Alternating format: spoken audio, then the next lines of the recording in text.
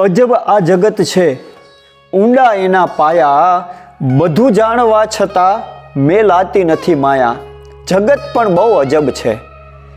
જ્યારે તમારી જરૂરત હોય, જ્યારે એને તમારો સ્વાર્થ હોય ને, ત્યારે વ્યક્તિ તમારા માથા ઉપર ડગડગ રહે. પણ એ જ વ્યક્તિ જ્યારે એનું કામ પતી જાય, તમારા સહકારની જ્યારે એને જરૂર ન હોય ને, ત્યારે એ જ વ્યક્તિને તમને લાત મારતા વાર નહીં લાગે. આ દુનિયા જ એવી છે કે કરેલા ઉપકારને ભૂલતા એને વાર નથી લાગતું. કારણ કે મોબાઈલની દુનિયા છે અને મોબાઈલની અંદર કોઈ પણ મેસેજને ડિલીટ કરવાનો જમાનો અત્યારે ફાસ્ટ છે. અને એ જ રસ્તા ઉપર આજે આ જગત ચાલી રહ્યું છે. તમે ઘણું અનુભવ્યું છે જીવનની અંદર કે તમે બીજા ઉપર ખૂબ સારો ઉપકાર કર્યો હોય, એના તકલીફના સમયમાં તમે ખડે પગે ઊભા રહ્યા હોય, પણ એ જ વ્યક્તિ જ્યારે તમારે જરૂર હોય અથવા તો એની તકલીફનો સમય પૂરો થયા પછી એ જ વ્યક્તિ તમને કહેતો હશે કે તમે અમારા માટે શું કર્યું, તમે અમને શું સહકાર આપ્યો છે, તમે અમને શું મદદ કરી છે. ત્યારે સૌથી મોટી જો દિલને ચોટ લાગતી હોય ને, તો આ શબ્દોથી લાગે છે.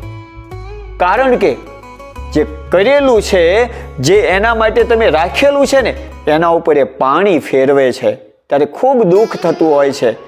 એમાં પણ જે સજ્જન માણસ હોય છે, જે હંમેશા બીજાના સહકાર માટે થઈને જ જીવન જીવતો હોય છે, એને જ્યારે આવું કહેવામાં આવે ને, ત્યારે એ વ્યક્તિ ફરી જ્યારે કોઈ અન્ય વ્યક્તિને સહકાર આપતા પહેલા 100 વખત વિચાર કરશે. એટલે અજબની આ દુનિયા છે અને દુનિયાનો તમાશો પણ અજબનો છે. અને અજબ તમાશાની અંદર આપણે જીવીએ છીએ. તો એક વાત યાદ રાખજો કે હંમેશા તમે જ્યાં ડગલું ભરશો ને, ત્યાં દુનિયા તમને સ્વાર્થની જોવા મળશે.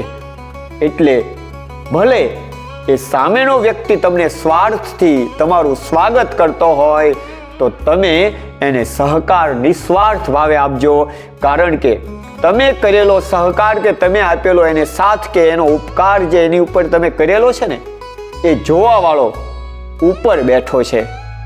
અને એની જે તિજોરી છે, એની જે બેંક છે, એ બેંકમાં તમારું બેલેન્સ એ ખૂબ સારા વ્યક્તિ તરીકે જમા કરશે. એટલે હંમેશા ભલે તમારી સામે દુનિયા સ્વાર્થી બને, પણ તમે હંમેશા દુનિયાને મદદરૂપ બનવા માટે તત્પર રહેજો. બસ જીવનમાં આ જ સારા વ્યક્તિની નિશાની છે.